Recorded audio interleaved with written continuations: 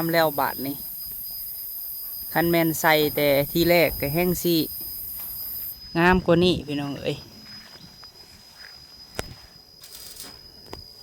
เป็นคือหรือบ่แต่แอมทั้งตัวนี้แอมทั้งในเนี่ยมันบกข่าวทานะเบิ่งนี่แหละเนาะกับมือนี้จะให้เจ้าอะไรเสลาเลยเสลานั่นเอามาจาก11ก่อน11เนาะ11ตับสีแบบนี้เลยเนาะสีเหลืองทองนี่สักทองอันตีนวงกบนี่ลงลุ่มนี้แม่นแต่ข้างนอกเนี่ยแอมประทัดถ้าตีนวงกบเพิ่นถึงโดยมันสิเป็นจังได๋บ่จักแต่ปัญหาแต่ว่าน้ำนี่ถ้าสาบมันยังมีย่อยได้นี่มันย่อยเขาได้ก็เพราะว่ามันฟ้ากับทางในมันต้องตามมัน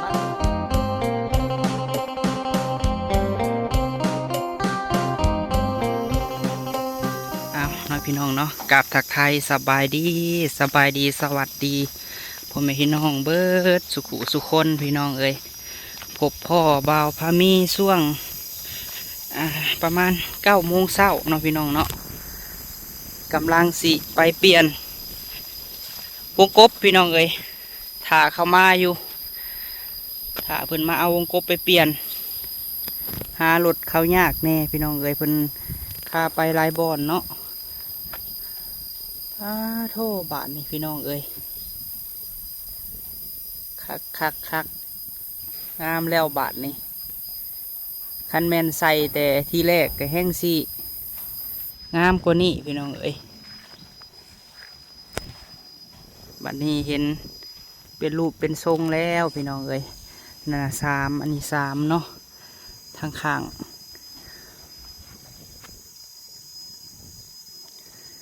งามทีมงานสร้างรถในบ่ผิดหวังพี่น้องเอ้ยจ้างกันเนาะมื้อนี้เฮาถ่าเพิ่นมาเอาวงกบพี่น้องเอ้ยไปเปลี่ยนโต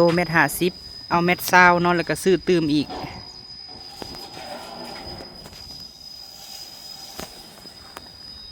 วางเบิ่งมื้อนี้ไอ้รถเพิ่นให้สั่งเลยบ่เสื้อล่าหรือว่าจังใดฝ่าไม้เสื้อล่าพี่น้องเอ้ย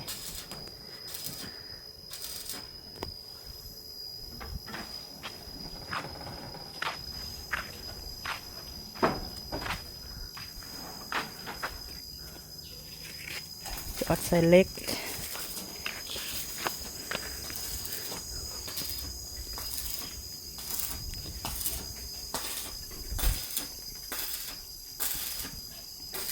นี่ปะตัวแม่บิงให้ปิดแต่เนาะนี่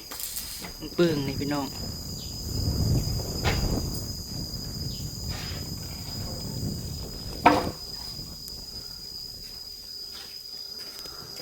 เพิ่นว่าให้เอาเสื้อลาปิดตัวเขาก่อเลยอันแบบขึ้นบสุดนะเนาะถ่าแต่วงกบไม่น้อยรถ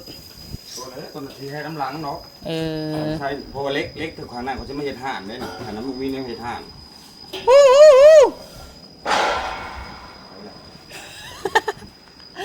พี่เด้อ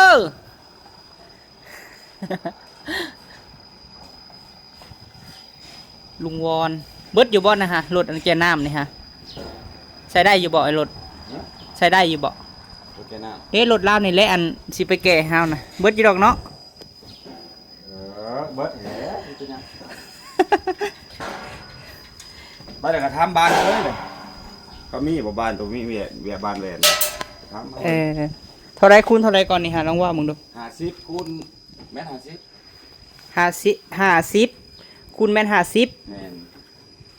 ถามตัวนี้ก่อนเนาะบัดตัวเม็ดซาวเขาสิถามน้ำลังเนาะเดี๋ยวไปสิถามเลย50คูณเม็ดซาวบ่ตัวน่ะกะ50คูณเม็ดซาว50เวนดำหั่นเนาะนี่สังแต่เขาเห็นอยู่ได้รถเลยนี่หันนะงามเนาะบัดนี้เนาะงามเลยตัวบัดแอมนี่สิเป็นคือหรือบ่แต่แอมทั้งตัวนี้แอมทั้งในเนี่ยมันบกข่าวทานะเบิ่งนี่แหละเนาะกับมือนี้จะให้เจ้าอะไรเสลาเลยเสลานั่นเอามาจาก11ก่อน11เนาะ11ตับ สีคือเก่า น็อต3ธงน็อตนะ น็อต3ธงแล้วก็ แม่น สีแบบนี้เลยเนาะ สีครับ สีเหลืองทองนี่ สีแบบแหละสักทอง นั่นแหละเมื่อกี้เขาก็ไปซื้อน้ำมันนะน้ำมันไม่ใส่สีมันมีเนื้อเห็ดได้เลยนะไปซื้อมันทาดเนี่ย บ่แล้วเฮาอันสิเอาให้จ้ะกับมึงเด้อตัว50,000วานนี่ฮะไอ้รถซื้อปลาแดกซอย เจ้าก็ได้ทอนเฮาอีกมื้อนี้ฮะอ่ะ เกี่ยวซื้อกับ80พอดเบิด80แม่บ่พออะไรนะ เออ เราซื้อว่าไปซื้อเพราะเราเบิด80เด้ซื้อสีซื้อลูกกิ้งซื้ออันแดง บ่แล้วเฮาจังสิเอาให้เจ้ามคือแม่เพิ่นสิให้แอมแต่ตัวนี้เนาะ แม่นแอบทางในนี่ แอบแต่ทางใน ตัวนี้ เด้อขาอันตีนวงกบนี่ลงลุ่มนี้ แม่นแต่ข้างนอกเนี่ยแอมประทัดถ้าตีมันโกบเพิ่นถึง โดย มันสิเป็นจังไดบ่จักแต่ปัญหาแต่ว่าน้ำนี่ถ้าสาบมันยังมีย่อยได้นี่มันย่อยเขาได้ก็เพราะว่ามันฟ้ากับทางในมันต้องย่อยลงตามมันนั่นแม่นแล้วอ่ะ โดย แต่ยังบ่ทันแอมมื้อนี้บ่ ถ้ามามื้อนี้ก็อาจสิได้แอมมื้อนี้ มโดย เอาสมุดน้ำเนี่ยมันสิเข้าทางใดรถ อ้าวสมมุติถ้ามุงมันนี่มันสาดมันก็สามกันไล่มันก็เข้าไปในนี่ก็ไหลตะแป้นลงมานี่มันก็ลงมานี่เพราะว่าอาจจะเข้าใจจะเข้าใจติ โดย แต่ว่าเขาบ่ร้ายมันเขาย่อยเท่านี้เดี๋ยวพอนั้นนิดนึง โดย เอ้าบ่แม่นเราถ่าเฮาบ่นะฮะ เป็นเลนแหละ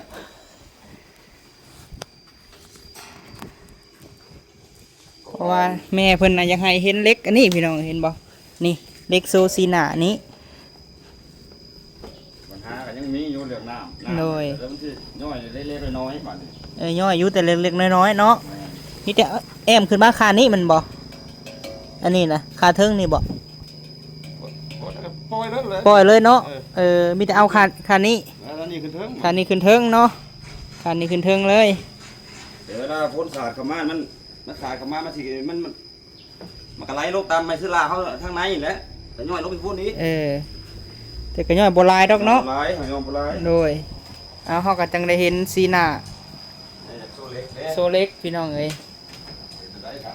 งามแล้วบัดนี้ แม่เพิ่นลูกเอ้ยเพิ่นว่าเพิ่นทำมาคืนนี้สิเอาขึ้นได้อยู่บ่หันนี่ก็ได้ได้แม่เอ้ยยังกว้างอยู่เนาะ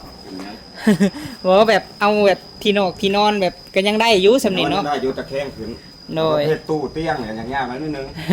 คือว่าเตียงกับพวกแล้วกับประเภทประกอบเด้ โดย ประกอบขนาดมากประกอบได้อยู่เนาะ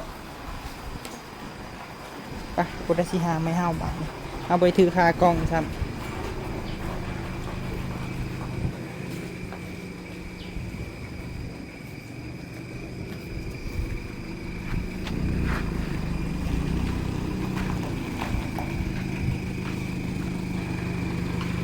รถแก่น้ำนี่แหละมาแก่ให้รถลุงวอนแถวเพื่อนแหละพี่น้องเอ้ยตัวสองอันนี่บอยรถสิให้ไอ้รถย่อก่อนเขาไปเอาอีกอย่างนี่นะ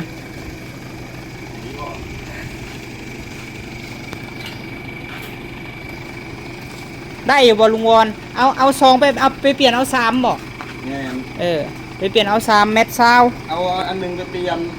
ซื้อมาสอง เอาอันหนึ่งบ่ได้นี่นะ แง่น ไปซื้อมา3 แง่นซื้อมาสอง ซื้อมา2 ตัวนี้เอาไว้ใช้ทั้งทางนี่ มีแต่เปลี่ยนอันเดียวเนาะ เปลี่ยนอันนี้อะไรไปซื้ออีกสอง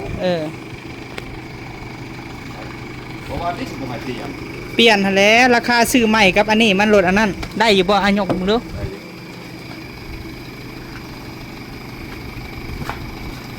เปลี่ยนเป็นเม็ดเช้าอ่ะนี่ เอาไปเปลี่ยนเม็ดซาว2 อัน เป็น3 อันเลย 3เนาะ จะเปลี่ยนอันหนึงซื้อตื่นสองนะ เเปลี่ยนผ้าเลย ไปเปลี่ยนสูงโพด อะไรละผ้าจะเลย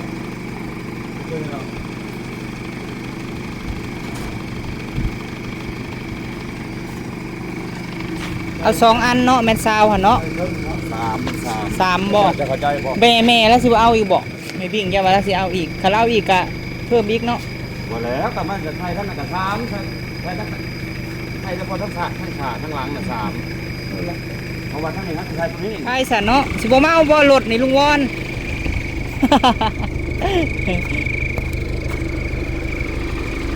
ม มื้อนี้รถยายแก้วบ่อยู่พี่น้อง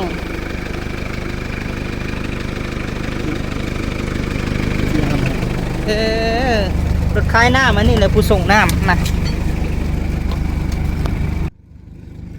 ไอ้บ้านนี่เนาะพุ่นแหละในเมืองพุ่นแหละพี่น้องเอ้ย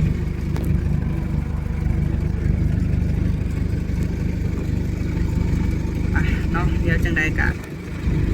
มาเบิ่งตอนเฮาไปซื้อเนาะพี่น้องเนาะไปเบิ่งนำกันเด้อพี่น้องมาฮอดห้านแล้วพี่น้องเอ้ยซื้อทางแวนเมื่อพร้อมจังบ่เสียเที่ยวรุดฮันเดอร์เอาเมื่อเองอันนี้เม็ดซาวแล้วก็เม็ด50เอาเมื่อพร้อมกันเลยเพราะว่าเขาก็มาในเมืองพี่แหละอันนี้เท่าไรนี่ฮะผมเจ้าขนาดมันเท่าไรร้านจะเม็ดเท่าไรบ่แล้วถามไว้เพราะว่ามันยังเราจะมีวงกบแล้ว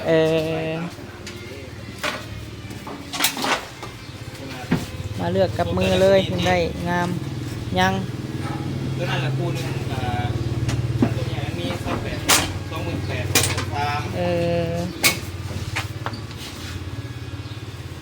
เรื่อง8เจ้าก็มาเอาตัวนี้เท่าไรล่ะเพื่อนเฮาก็หา60,000บ่ได้เฮามาเอาน้ำลาวนี่ฮะมาตอนจะเต็มโหลดเนาะเราไปส่งอีกบ่แม่นเราส่งเองเราส่งให้พอเหยียบไปเรื่อยทางไปเดียวเลยพอเหยียบไปเรื่อยทางยันเอาเป็นแวนดำพี่น้องเอ้ยมื้อนี้บ่พอมีมาเลือกเองกับมือเลยอยู่ห้านนี่แหละมีครบเบิดเลยเนาะห้านแถวตลาดสวรรค์ไซ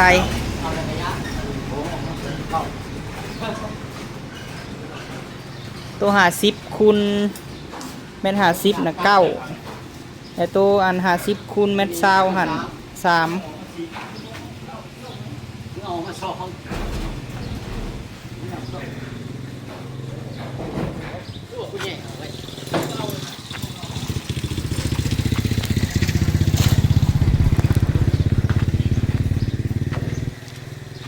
บ่แตกติเนาะ2อย่างบ่แตก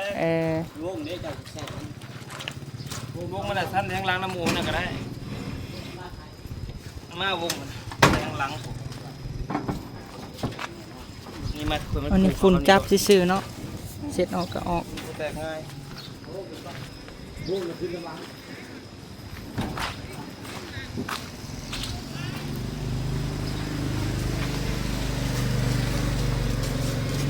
ไม้แดงเบิดเลย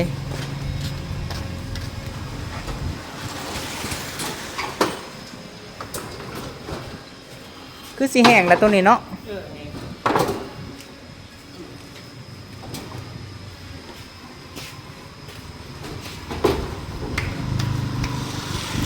อักษรลายเวนแก้วเนี่ยโบเป็นยังดอกพี่น้องคือกันไม่บิงฮะเอามาเลือกเองก็ได้งาม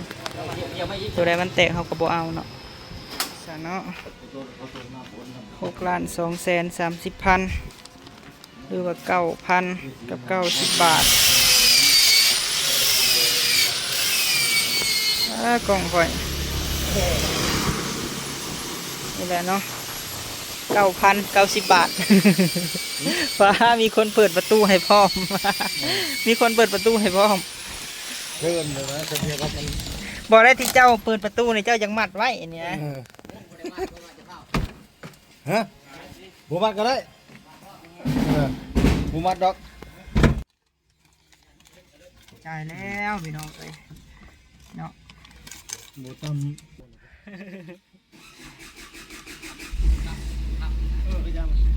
50คูณเม็ดซาวพี่น้องราคา400,000เนาะเดี๋ยวเอามาส่งคืนอันหนึ่งกระไรนี่2 อันกะ800,000เอาเนาะแต่ส่วนว่าอันนี้พี่น้องบ้านนี่เพิ่นรุดให้400,000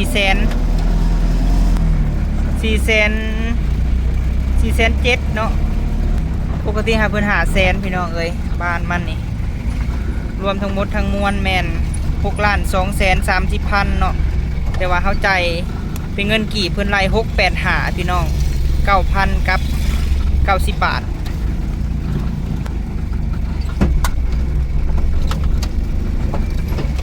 เป็นยังตีเนาะแหวนเท้าทางหลัง เอามัดไว้เลย เอ๊ะมัดแน่นมาเนี่ยบริตีเลย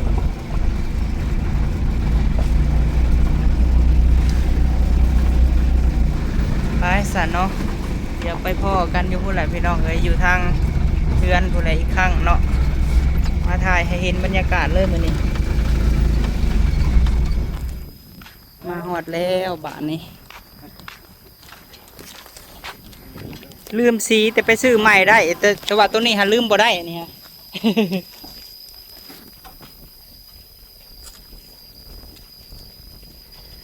ได้มาให้สร้างเพิ่นจังเรียกงานเขาจังเดินไวเบิด9,000กว่าไอ้รถเลย9,000 กับ 90 บาท4,700,000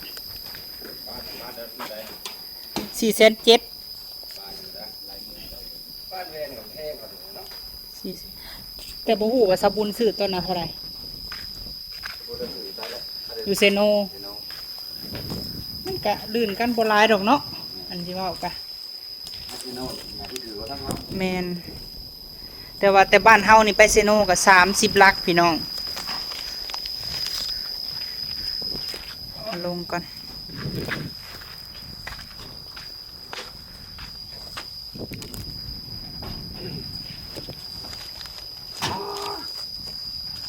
เ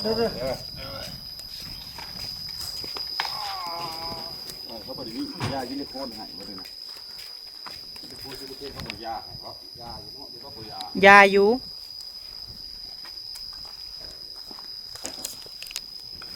เว้นนี่บ้านเสียเนื้อเฮ็ดเนื้อเงินหมดบ่ได้แตก ผ้ารังแห้งกระแตกได้แวนนี่ฮะมื้อนั้นหันบ่ได้คือความหมายหันเอาอัดบ่แจบแบบใดแบบหนึ่งคือประตูใหญ่เมื่อนั้นก็ฟ้าแตกเลยจังหวะแตกอันนะฮะ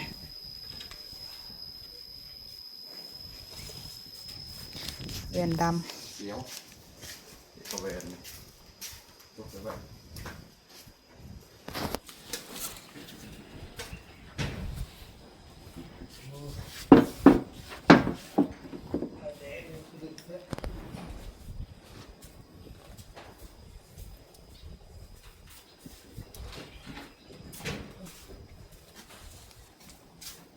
ติ๊ก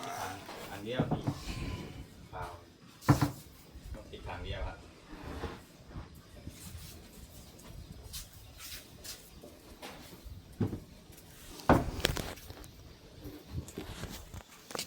ซื้อสีมาท่ามาแล้วเนาะสีมูมันในไรพี่น้องเลย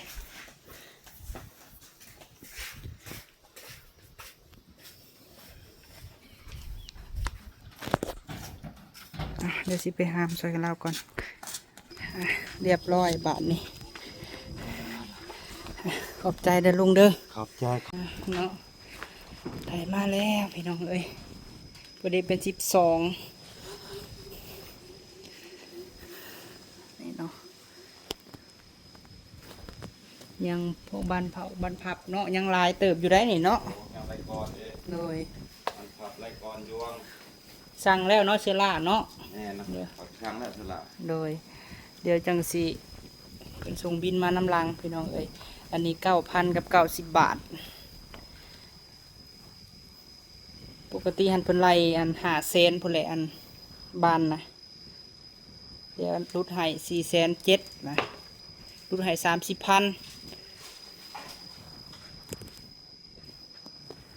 ยังแต่สีเนาะเขาก็ลืมไปซื้อให้อีกเถื่อ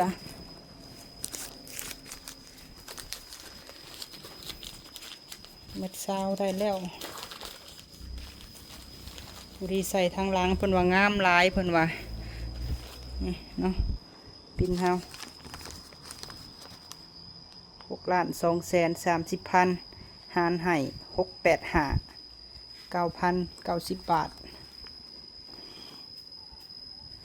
ไปสันเนาะ ก็สิประมาณนี้แหละพี่น้องเอ้ยคือสิหึงเติบอยู่เนาะเผื่อใส่เนาะไอ้รถเนาะมีแต่ไปซื้อสีมาเอาทางใหญ่รถบอกสีดำเงาโดยแปลงนำบ่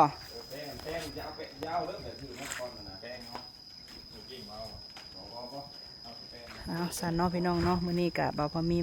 ไปซื้อเครื่องซื้อของให้แม่บิ่งคือเก่าเด้อพี่น้องเอ้ยให้ค่ารถลุงวอน300,000พี่น้องเอ้ยคือกันกับป้าแก้วมื้อนั่นแหละเพราะว่าป้าเพิ่นไปเวียกเนาะรับสร้างเพิ่นกะสิใส่น้ำแน่พี่น้องเอ้ยเอาเริ่มคืบหน้าได้พี่น้องเอ้ยเริ่ม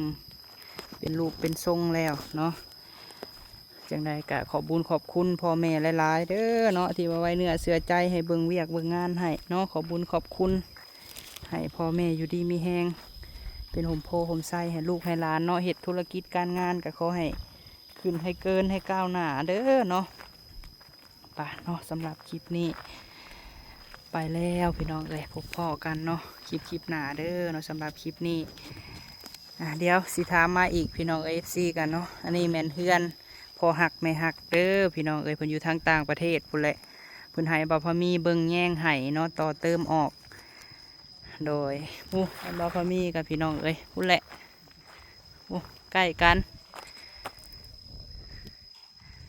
ไปเนาะจากในคลิปนี้ไปแล้วพี่น้องเอ้ยกล่าวคำว่าสบายดีเลยพี่น้องเด้อ